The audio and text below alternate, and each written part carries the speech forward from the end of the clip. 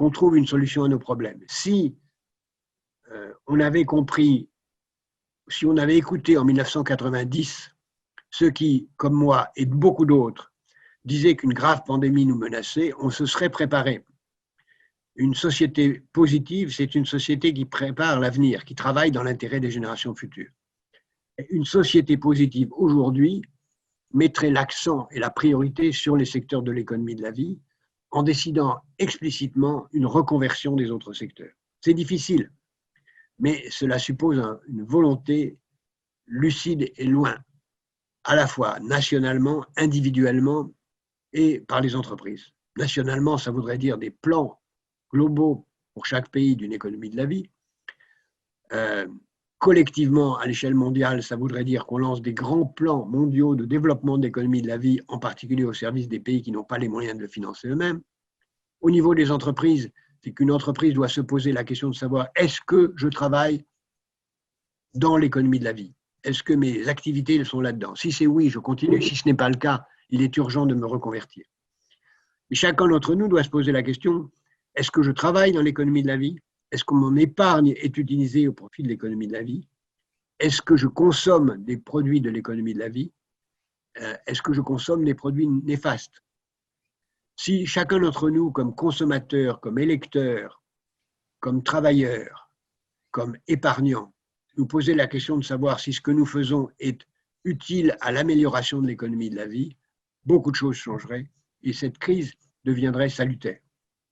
Ce n'est pas certain qu'elle le soit.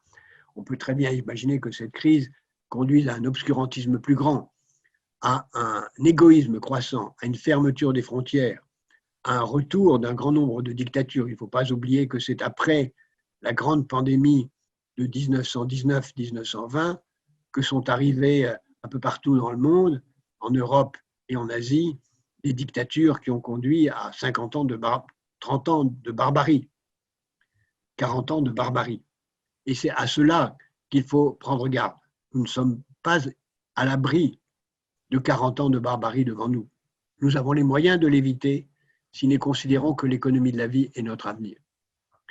Pour ça, il faut aussi, et c'est peut-être une des leçons essentielles qu'il faut retenir de la crise actuelle, non seulement penser le monde qui est en train de venir, mais penser aussi les valeurs nouvelles et les menaces nouvelles. Les menaces nouvelles, c'est qu'on s'est laissé surprendre par cette pandémie, ne nous laissons pas surprendre par les menaces à venir. On sait très bien qu'il y a une menace, plus qu'une menace sur notre climat. Pour faire en sorte que notre climat s'améliore, la meilleure façon de le réussir, c'est justement de développer l'économie de la vie, les énergies propres, les bâtiments protégés contre les gaspillages énergétiques, mettre fin à l'usage du charbon et du pétrole. Ça, c'est en quoi l'économie de la vie est la réponse à la crise climatique.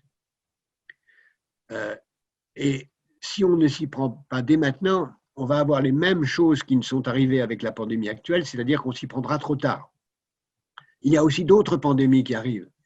Les moustiques, d'autres virus peuvent venir et viendront. Il est très important de s'y préparer et pour ça, ça suppose des plans mondiaux de préparation. Et non seulement de les faire, comme on l'avait fait d'ailleurs pour cette pandémie-là qu'on n'a pas écoutée, mais de les suivre. Donc, j'en appelle à la mise en place d'une réflexion planétaire globale sur quelles sont les menaces nouvelles. Quelles sont les menaces nouvelles? Faisons la liste de ces menaces et faisons des plans pour y répondre. Nous avons les moyens de faire cette liste de menaces climatiques, sanitaires, et nous avons les moyens d'y répondre, à condition de le vouloir. Et ça peut être un formidable projet pour l'humanité. Mais pour ça, il faudrait que change quelque chose qui aujourd'hui est très absent chez nous, en général. C'est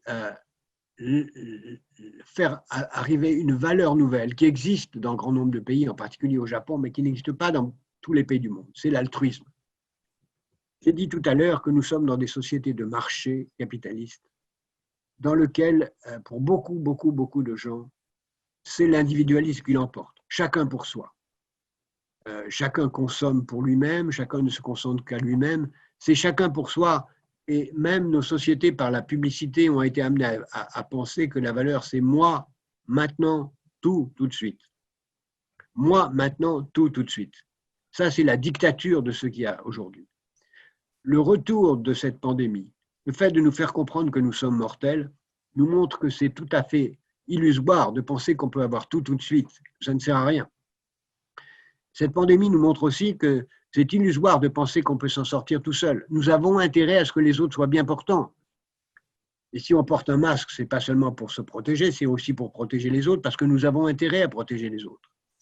Et donc nous commençons à comprendre que l'individualisme est suicidaire et que nous avons intérêt à être altruistes.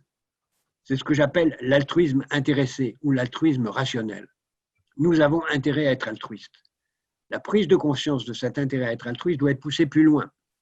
Premièrement, on doit prendre conscience qu'on a intérêt à être altruiste à l'égard des générations futures, car ce sont les générations futures qui vont nous financer, qui vont financer nos retraites. Nous avons intérêt aux générations futures. S'il n'y avait plus de générations futures, tous ceux qui sont vivants aujourd'hui, tous ceux qui nous écoutent et nous regardent en ce moment, connaîtront une vie d'enfer, parce que ce sont ceux qui ne sont pas nés aujourd'hui qui financeront la retraite de ceux qui sont vivants aujourd'hui.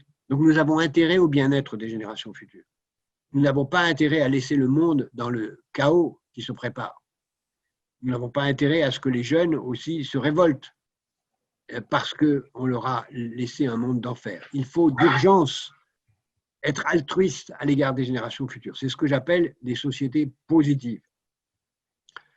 Peu de sociétés sont positives. La fondation que je préside, Positive Planète, nous mesurons depuis 7 ans maintenant un indice de positivité des pays et on se rend compte que les pays les plus positifs, qui sont les pays d'Europe du Nord, plus la Nouvelle-Zélande, sont seuls, alors que d'autres, comme la France ou comme le Japon, ne sont pas du tout positifs.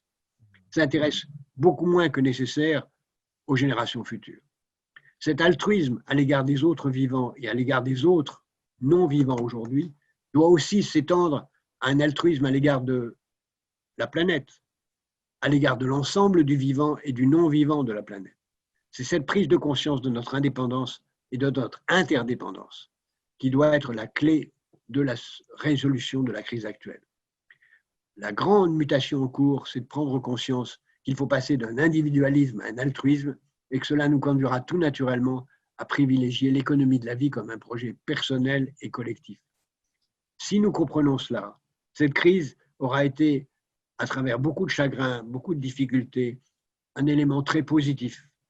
Il faut pour cela que nous fassions cela de façon longue, qu'on ne fasse pas comme souvent après une pandémie, que si celle-ci se termine, ce que j'espère bientôt, on revienne à la situation d'avant. On se dit, c'est fini, recommençons comme avant. Et que si la pandémie disparaisse, parce qu'on aura un vaccin ou des médicaments, ou parce qu'elle aura disparu mystérieusement, on recommence à vivre comme avant. Il ne faut surtout pas faire ça. Il faut prendre conscience que cette crise doit être une leçon. Si nous n'entendons pas cette leçon, alors l'humanité n'aura que ce qu'elle mérite. Je vous remercie.